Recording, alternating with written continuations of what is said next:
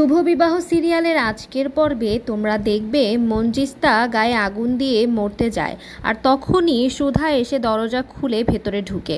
সুধাকে মঞ্জিস্তা বলে, তুই কি ঠিক আছিস? তোকে নাকি ওই বাড়ির লোকজন বের করে দিয়েছিল, কোথায় ছিলি তুই? তারপর সুধা কিছু বুঝতে পারে না। সুধা বলে, কি বলছো তুমি? আমি তো কিছুই বুঝতে পারছি না।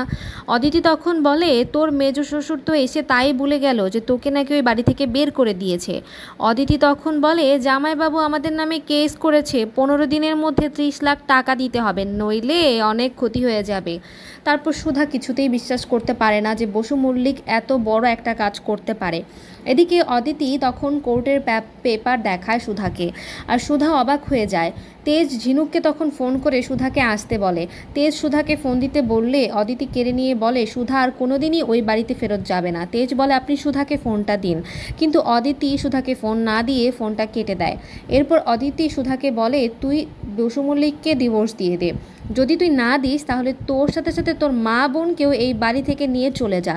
বাড়ির বাইরে তখন প্রেস মিডিয়া চলে আসে, আর তারপর সুধা এবং সবাই বাইরে যায়।